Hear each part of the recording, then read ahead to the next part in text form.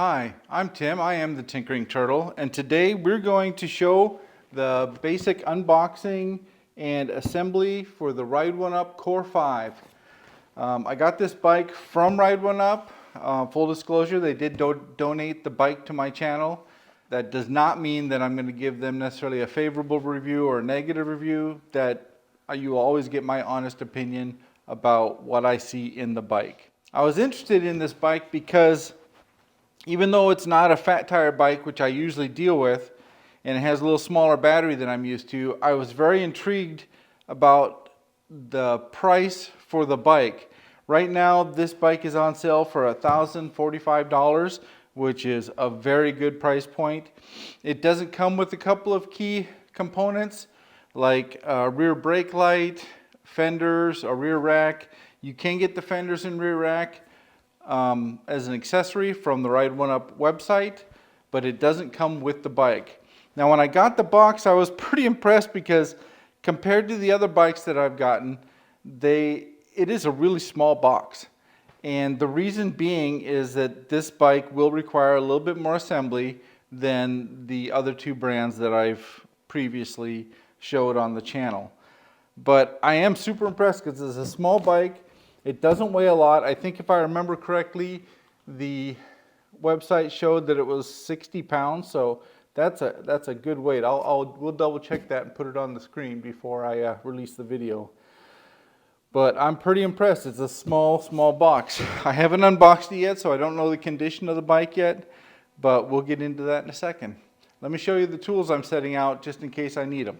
Now, I don't know exactly what I'm going to need to do the assembly yet. I have watched the video from Ride1UP, and it is really good. You guys should definitely go check out their support page and find the Core5 assembly video, because there is some assembly in here that's a little more than I've had to do in the past, and it's a good idea to take a look at that before you start the process. Now, I've got some tools laid out here. I don't know if I'm going to need them or not, but this is kind of a basic tool set that I use when I start a project like this. So what I've got is an adjustable wrench, a set of metric Allen wrenches, a wire cutter to cut the wire ties or zip ties. I've got just a basic razor blade to cut the strap around the box, that type of thing. And I've also got a set of metric open-ended wrenches. I also bringing out my iPad so that I can very quickly get to the assembly video for the Core5 in case I need more information as I do things. So without any further pontification, let's get to opening the box.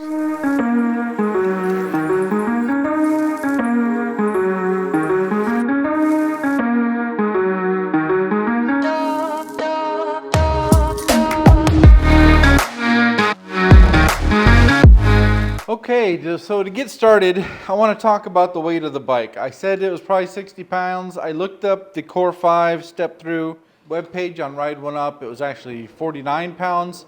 I don't know if that includes the battery or not, but we'll see. Even though 50 pounds is a lot better than some of the other bikes I have, some of the other bikes are 72 and 80 pounds. Getting it out of the box can be difficult for some customers. You have to reach down in and deadlift basically 50 pounds out of this box.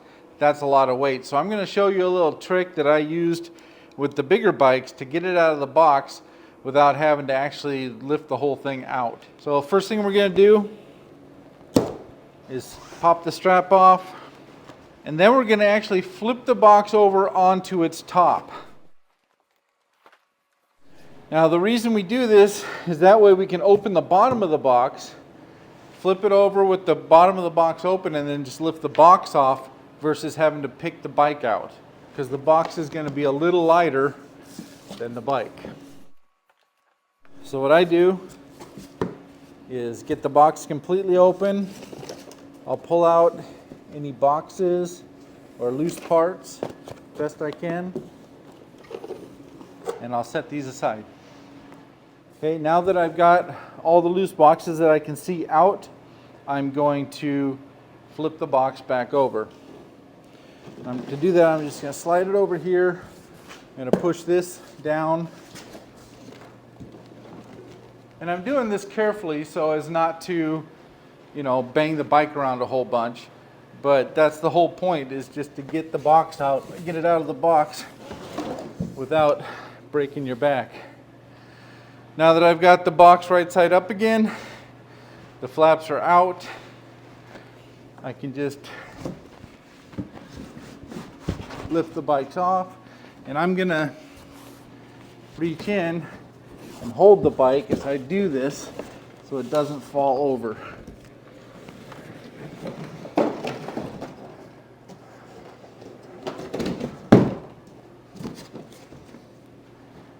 There we go. So now this is the bike.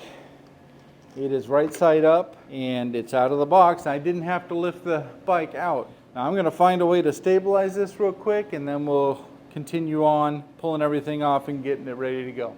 Now the first thing I noticed is a bunch of this stuff, zip ties and stuff, have already come off. I don't know where they came from, but I'm going to throw them in the box in case I have any need for them later. And then I'm going to start removing all the padding and cardboard and stuff and putting it in the box that the bike came with. I always keep the box as long as I can in case there is any kind of an issue with the bike. So if I need to send it back, I have a box to do that in. I know Ride1UP suggests at least 30 days. I've had mine down in my basement for the other bikes for almost 2 years. If you have room, keep it. If you don't, then use your own judgment for that.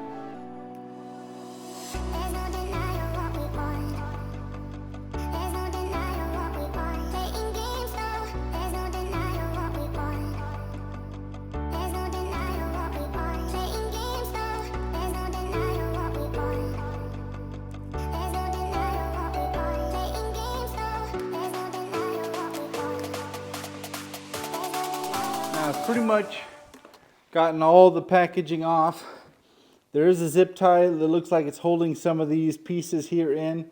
I'm going to go ahead and leave that on for now. And I think at this point I'm going to run down and grab my bike stand and maybe put the bike in a bike stand so it's easier to keep in place while I'm doing the work.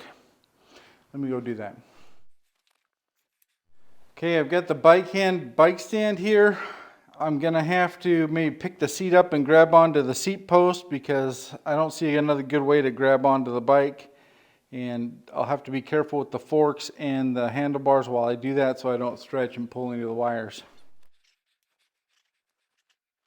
So I'm gonna tighten up that clamp so that it doesn't slide up and out easy. I'm gonna pull these components a little closer. Sorry, there's not a great way to show you this, but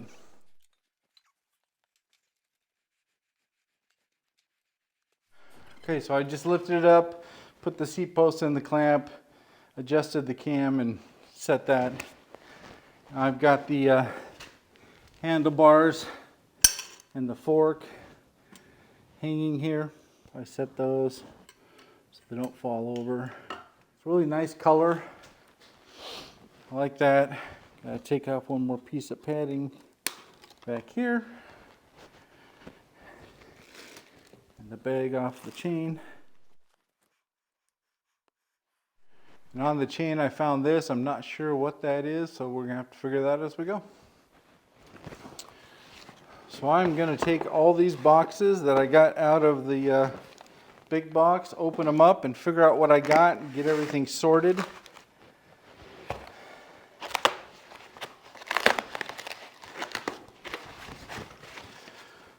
So here's your 44 tooth sprocket and crank arm.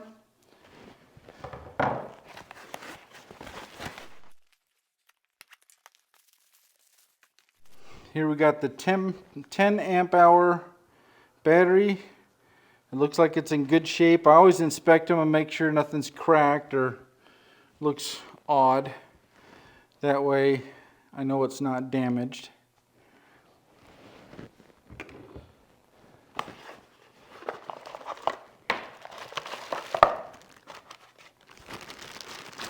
Here's our battery charger.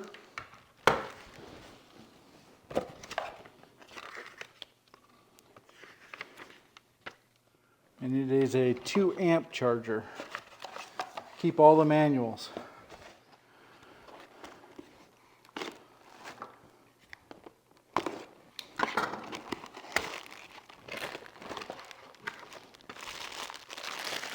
Say Ride1UP beanie. Nice set of Allen wrenches, which is good. That's always nice to have. I'll put those in a pack on the bike, so when I go riding I have it with me.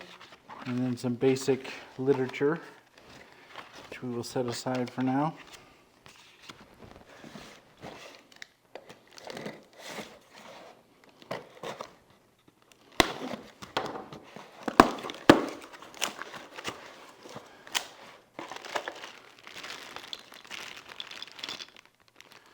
We have the Ride1UP owner's manual, some reflectors,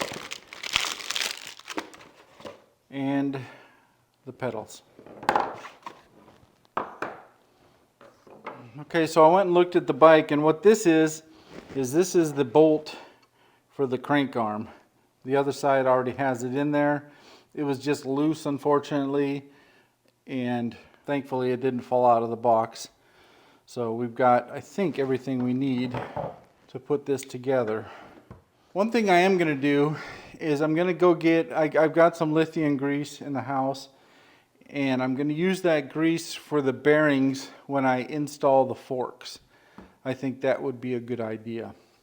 So I'm going to go grab that now, and I'm also going to plug in the battery. So to plug in the battery, the way that I always do it is I'll undo the cables.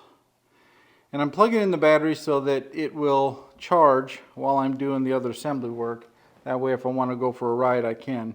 So you plug in the battery or the cord to the charger, the 2-amp charger. And then you will plug the male end into the battery. And then afterwards, after you plug it into the battery, then you'll plug it into an outlet.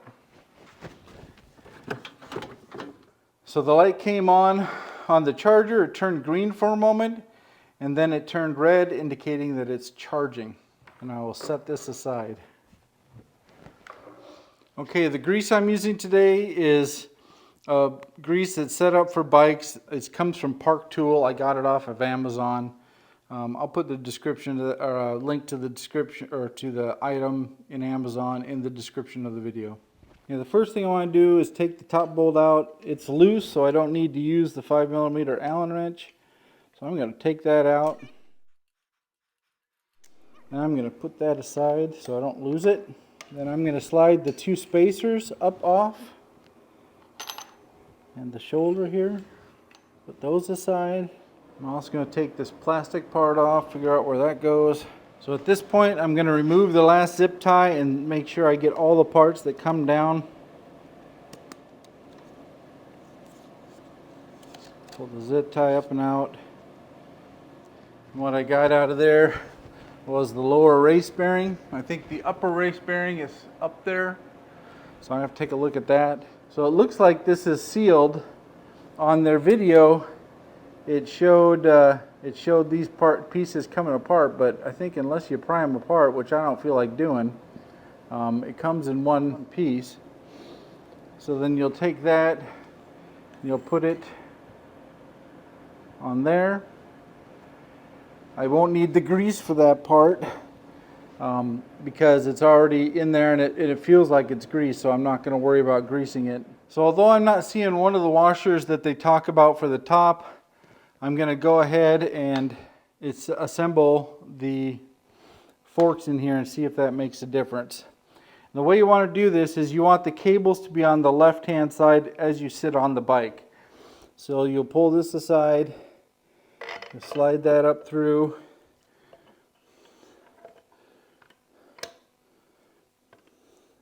So one thing you can do once you get it up in, the caliper's on the left hand side, is you can take a zip tie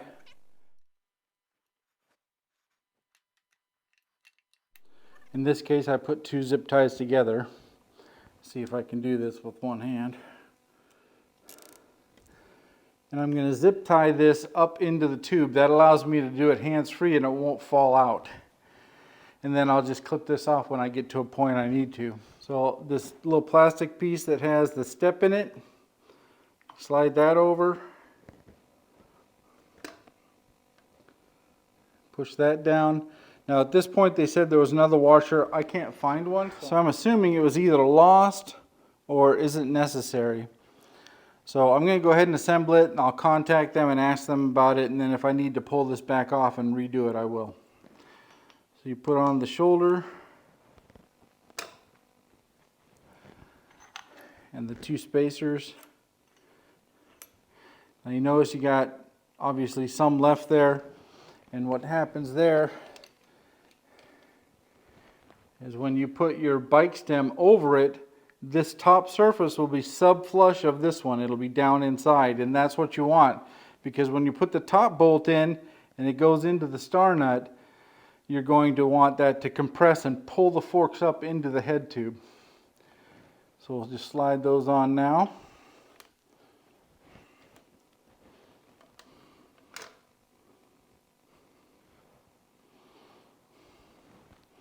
And aligning the handlebars to the forks at this point is not necessary. I did want to show you down in here, you have the compression, this is a compression star nut, and you'll find that the top of the head tube is below this top surface. That's what you want, because as you put it on there, it's going to press, pull the forks up into the head tube, and that'll set your tension so it doesn't wobble and wiggle in the head tube, but it isn't actually designed to align the handlebars to the forks. That's what the side bolts do. So let's go ahead and do that now. Now once I get that snugged up, I can clip this zip tie off, because now it's not going to fall out because the top bolt's holding it in place.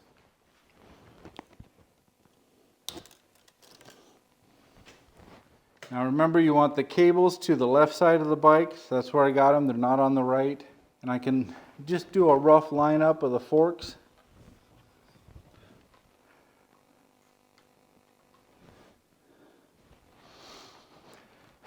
Now here's the trick about doing this. This top bolt should not be tightened down all the way. It should be tightened down so there's no play in the forks to the frame, but it should not be tightened down so much that you start pulling that nut that's press fit in out. A lot of people make that mistake. They just crank down on this. You don't want to do that. You want it to be loose enough just to slide back and forth easy, and there's no wiggle in that assembly. And you want to find that sweet spot. And once you get there, so it's nice and smooth and there's no wiggle, that's all you want to do. And then you'll tighten up the side bolts here to line up the steering wheel to the forks. Okay, at this point I just want to do a basic snug down of the side bolts here. It's a 4mm Allen wrench, and you're just going to tighten them up until you feel them start to bite, and then you'll switch to the other one, and you'll just alternate back and forth until they're snug. And I'm not going to snug them all the way down right now. I'm just going to put a decent tension on them just so I can control the forks. You'll also want to rotate your handlebars up. This, I can see the handlebars aren't centered in the bike stem, so I'll have to slide those over. So that'll be something I'll do probably towards the end. I'll go through and I'll re-snug everything up and adjust this so it's centered, and we'll make all that happen. So at this point you want to take the nuts, or at least loosen them up, but I'm going to go ahead and just take them almost all the way off, and I want to pull the washers that are on all the way out so that I can fit them up into the slots on the fork. Always avoid touching the rotor with your fingers. If you get the oil from your fingers, you can get a vibration when braking. You don't want to do that. And at this point, it's also a good idea to take a little isopropyl alcohol and rub that rotor down just to get any grease or dirt off of it. And then just don't touch it again. So I went and got myself a 15mm open-ended wrench. I'm going to slide this up in. Not only are you putting the axle in the frame slots, but you're also guiding the rotor into the caliper. The washer and the nut are on the outside. Once you get that pulled up into position, tighten down your nuts.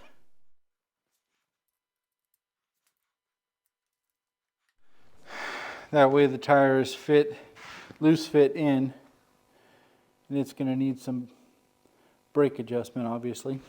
Then take your 15 millimeter wrench, tighten them up. There you go. Now next, you take a little bit of grease, slide on all four sides of the crank arm so I can assemble. This isn't a necessary step, but it's one that if you got a little grease, it's always a good idea to put it on there, because you have to have a special tool to pull these off, and it just makes it release a little bit easier. And when you do this, you got the crank arm going down on that side. You want it to go the opposite direction on the top. It's an 8 millimeter Allen wrench.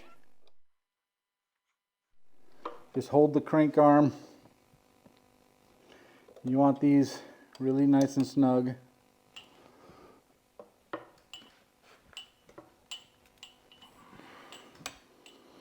And then double check the tightness of the one on the back side to make sure that it was installed and tightened up properly, which it was.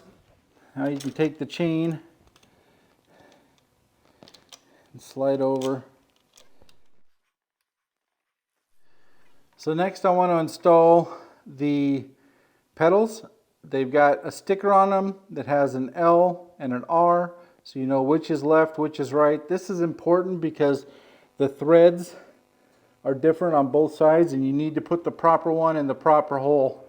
Otherwise you can mess them up. You can mess up your threads, and then you'll need new crank arms. There is no other markings that I can see that shows which is left and right. So once these stickers come off, you won't be able to figure out which side they go on. So when you're talking about left and right, it's as you're sitting on the bike, this side is right, that side is left. So I want to take the left one, put it on the floor over there because I don't want to mess it up. Now, one thing to note about the pedals is the threads are going to be opposite depending on which side the bike you're on. And the easy way to remember which way to go is when you're putting it in, you want to rotate clockwise or forward towards the bike, the front of the bike on the right side, and then you'll do the same thing on the left. It'll be counterclockwise, but it'll be forward towards the front of the bike, and that's the way I always remember it. Now, some people say to put Loctite on these or a little grease depending on which mechanical room you come from. The biggest thing on these is to make sure they're good and snug in there. So you'll take your 15 millimeter wrench, and there's flats on the pedal. Once you get it snug, then you'll hold the crank arm, get it nice and tight. You don't want this thread to back out because you can tear up the threads in the crank arm, then you'll be replacing the crank arm. That's not really a fun job. So again, you'll take this one and you'll rotate it counterclockwise on this side. And I always think of it as forward towards the front of the bike.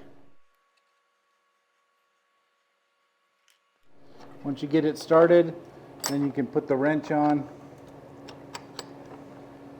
and bring it in. Now both of them are on. Okay, now you're going to want to center up your handlebar inside the clamps, which I've already done. You loosen up the 4 bolts. You slide it so there's even amounts on either side.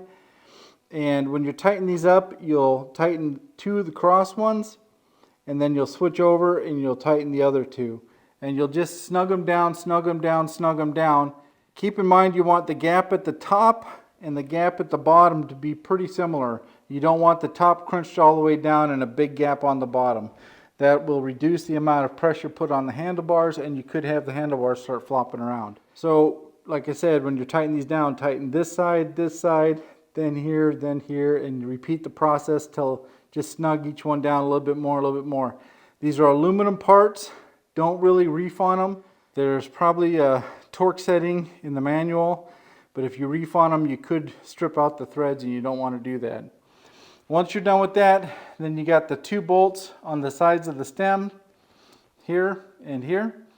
And you want to line up the stem here down with the tire and snug those down, like I said, alternating from one to the other, just quarter turn, quarter turn, quarter turn, quarter turn until they're snug and nice and tight. Again, aluminum parts, don't over tighten. It looks like I've got that pretty much done. I want to show you how to put the seat in, which is pretty simple. So I'm going to take it out of the bike rack and put it on the floor so we can show you that. Okay, so at this point I'm going to fill up the tires. They're completely flat. I use a compressor. If you've got a hand bike pump, that's fine. I've got a gauge on here. The tires say they take from 30 to 50 psi, so I'm probably going to bring these up to 40 for now. You just pull the cap off. You want to make sure the stem comes straight out of the rim and then give it some pressure. Bring it up to 10 pounds to begin with. You don't want to bring it up super far. And then double check and look around here and make sure your bead is set properly on both sides. And what you're looking for here is there's a little rubber strip typically you can see. You just want to make sure that it's even. That way when you're running on the road, there's not a lopside on the top and it's not pulled up one direction. You won't get a bouncing. Because that's one thing people complain about is you're riding down the road, you get a little bit of a vibration. A lot of time that means when you filled up your tire, you didn't seat the bead properly.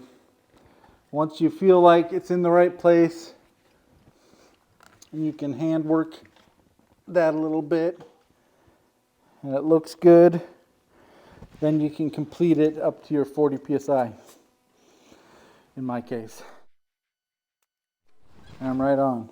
Then take your cap and put it back on. Repeat the process for the rear tire.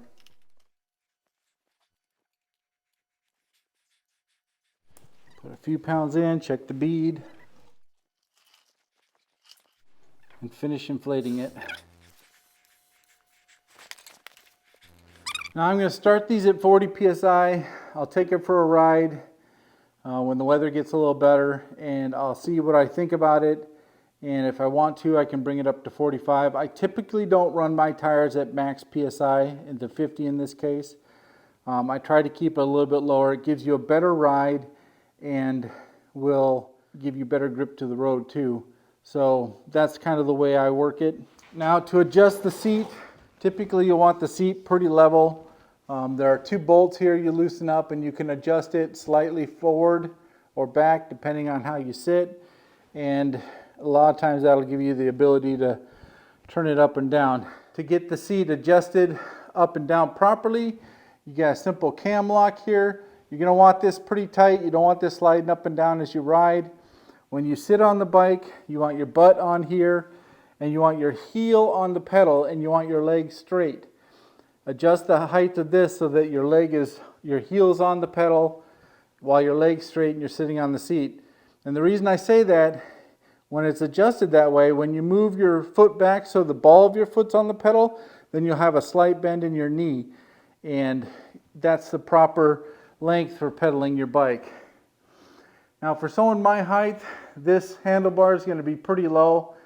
So in a future video, I may actually show you how to bring that up and put an adjustable riser and an adjustable stem on it.